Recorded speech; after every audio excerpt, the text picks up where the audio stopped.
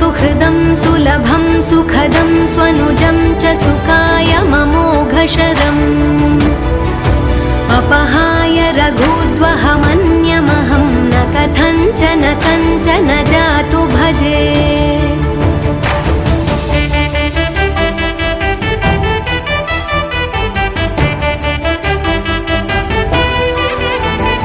विना वेङ्कटेशं ननाथो ननाथः सदा वेङ्कटेशं स्मरामि स्मरामि।